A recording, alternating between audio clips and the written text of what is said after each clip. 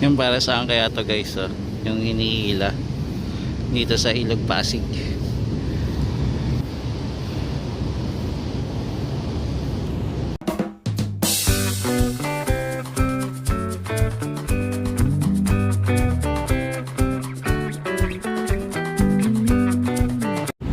So kamusta mga tropa hits, ito po ulit si JR Doria TV. Panibagong update na naman po muli tayo dito sa Pasig River Esplanade.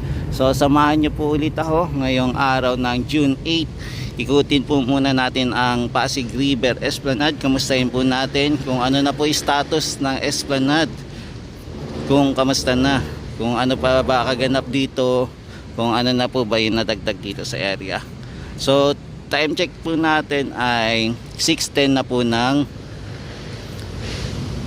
gabi. Ayan. Pero mapapansin po natin na mayroon pa pong sikat ng araw, pero hindi pa po ganun kalubog. So tara guys, samahan niyo po muli ako.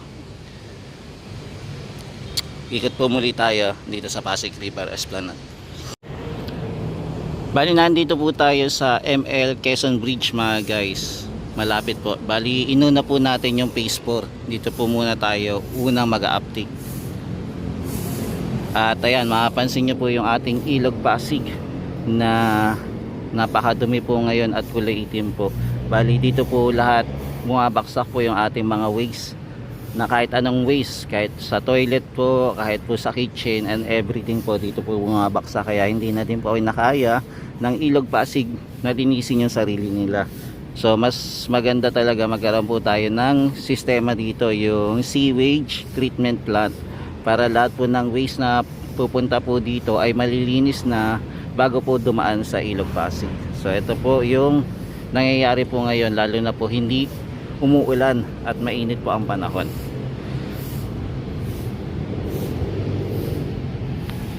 Tapos guys, may mapapansin na po pala tayong platform dito. Mukhang makakapaglagay na po sila ng station dito sa ating Loton Ferry Station. Mukhang inaayos na po nila.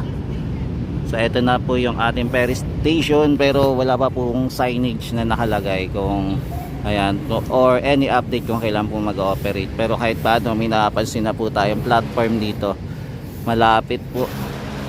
Ayan, dito sa Invisible Footbridge na hanggang ngayon hindi pa rin po natatapos.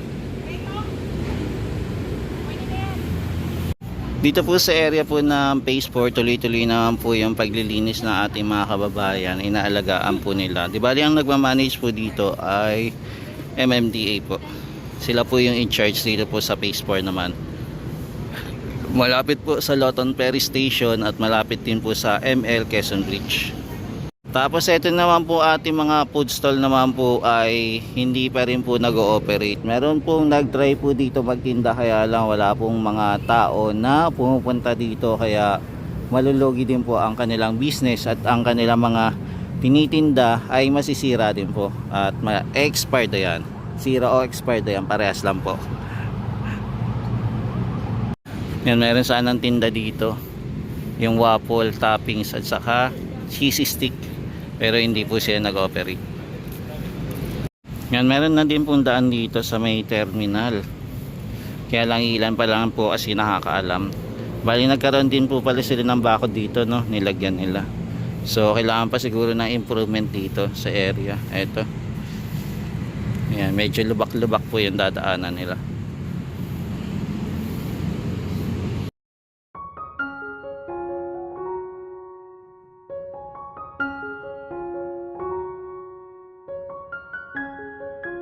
Ang ating phase 4 po ay malinis pa rin. Alagang-alaga pa rin po. Hindi pa rin po napapabayaan.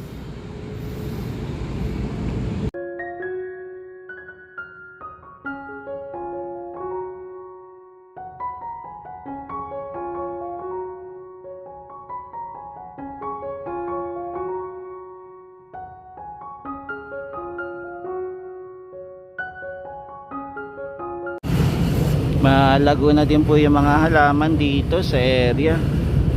Mukhang malulusog po ang ating halaman at saka yung puno.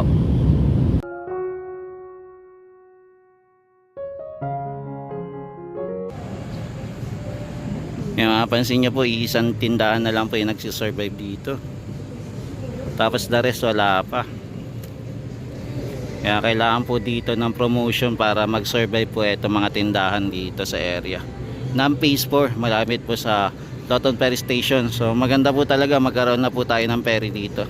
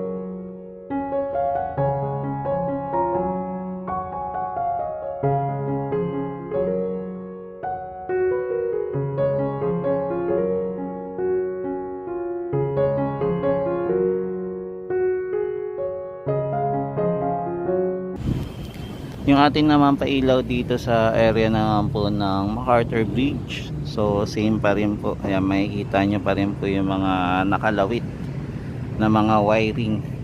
Bali hindi na po siya naayos dahil po sa mga ginawa ng mga pasaway na mga kababayan natin na ninakaw po yung mga wiring dito. Yan, kaya yan po yung nangyari. Sayang, no? Pinaghirapan pa naman po nila itong ayusin para pagandahin po yung tulay, pero ito ang nangyari. Sinira lang po ng mga kawatan. Nandito naman po tayo sa area naman po ng Phase 4 pa rin. Bali ang humahawak pa rin po na ito, MMDA naman. Ayan, nagkaroon pa sila ng design, no? Napakasimpleng design lang po. Dito po din sa Phase 4, halos konti lang din po yung nagtitinda. Hindi po kinakaya yung mga nagtitinda dito dahil konti lang po yung dumadaan. Dahil karamihan po kasi ng dumadaan galing po sa Jones Bridge at saka Binondo Intramuros Bridge at saka doon po naman sa pasyalan sa area po ng Intramuros. Ayan, halos lahat po ng mga kababayan natin doon lumalabas at doon sila papunta sa area po ng Intramuros. Kaya maganda po talaga maidugtong na po yung ating Ayala Bridge para marami pong dadaan na ating mga kababayan na galing doon papunta dito at maging doon sa Quezon Bridge na sana din po magkaroon din po ng daan pababa ng Pasig River Esplanade. Ayan, bali itong siomay po, Master Siomay, hindi na nagtinda. Ayan, naka-close na. Maging dito din po pala sa kabila. Ayan, wala din. Mukhang hindi sila nag-survive. Ayan, pero meron pa rin po nag-a-attempt na magtinda pa rin po dito sa area. Sumusubok pa rin. Tapos nandito din po pala yung Manila Canvas. Dito po sila nagtinda.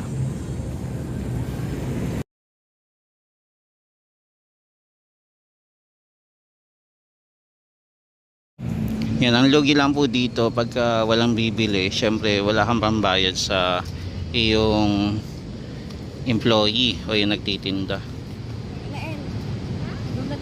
Kaya maganda talaga maging maayos to at may mga bibili. Yung Philippine Post Office naman po ay sinisimulan na din pong ayusin ang tropa kits.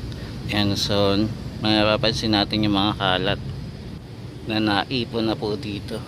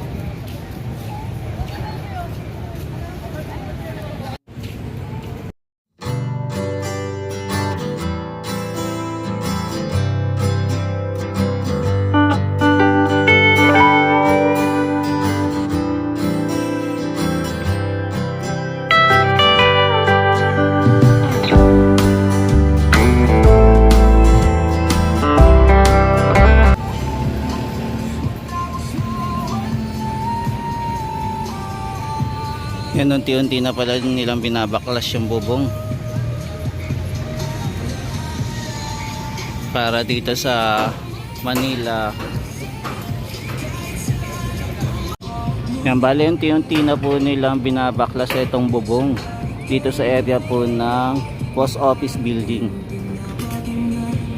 So tuloy-tuloy na po ang kanilang renovation dito, no?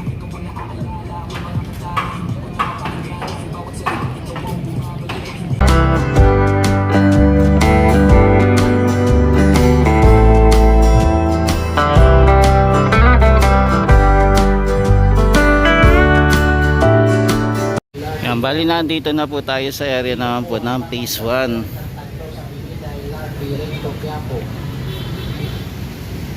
Bali ito po yung phase 1C.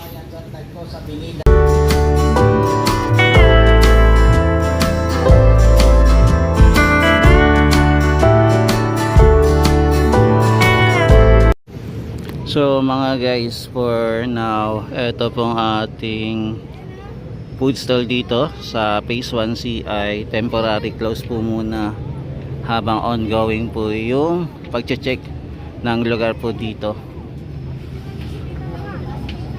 Bali sa ngayon po wala pong nagtitinda, parang mga ghost town po ang area po dito sa phase 1C. Dito lang po sa baba. So ito po yung itsura nya, under construction pa po. Tapos yung mga food stall natin na yan, halos lahat po sarado.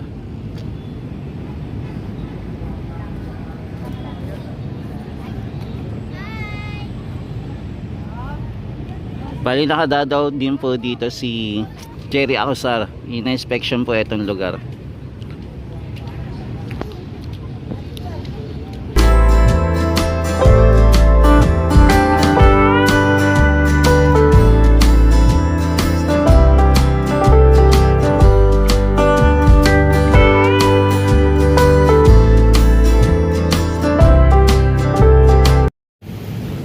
Bali meron ditong advisory po nakalagay, phase 1C chambers of the Pasig River Esplanade are temporarily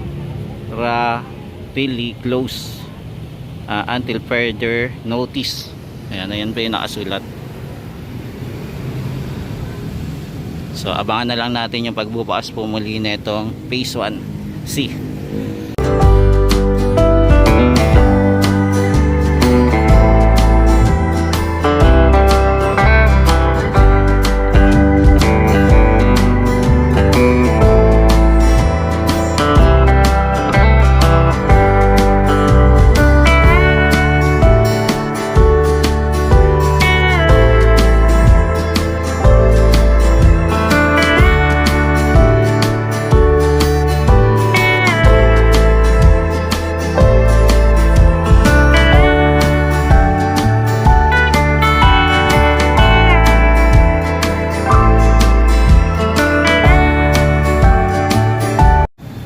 Yan, bali malungkot po ang ating Esplanade ngayon dahil po sa may mga inaayos po dito. Yan, hindi natin alam kung ano nangyari sa mga nagtitinda dito, kung mayroon bang problema kaya hindi po sila nagtuloy-tuloy para magtinda. Yan, maging yung ibang CR po dito ay under maintenance po.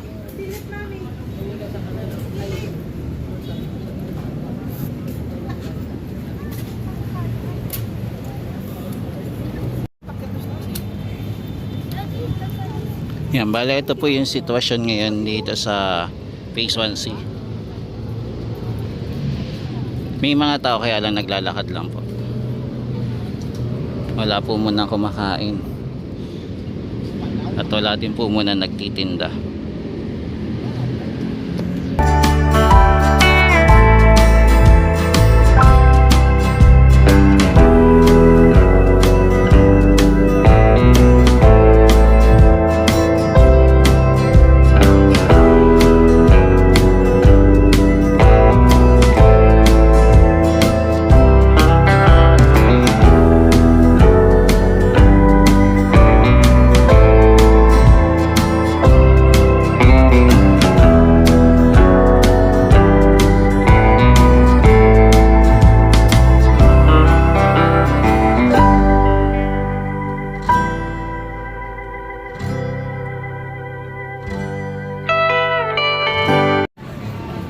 Yan sa mga guys, ito po muna yung latest update natin dito sa Pasig River Esplanade, na sa ngayon po ay sarado po muna ang ating phase 1C. So abangan na lang po natin kung kailan po ulit to magbubukas dito po sa area, dahil ito po yung pinakaunang nagkaroon po ng mga food stall, kaya sana maayos po itong lugar na to, kung hindi po magiging display na lang po itong area. Yan, so guys, maraming salamat po ulit. Ito po ulit si JR Doria TV. Shoutout po sa lahat ng mga kababayan natin na walang sawang sumusuporta kay JR Doria TV. Thank you po. Magandang gabi sa inyo mula Luzon, Visayas at Mindanao, at maging sa ibang bansa po. Naway mag-iingat po kayo parati at pagpalain po kayo na may kapal. God bless po everyone. Thank you po ulit.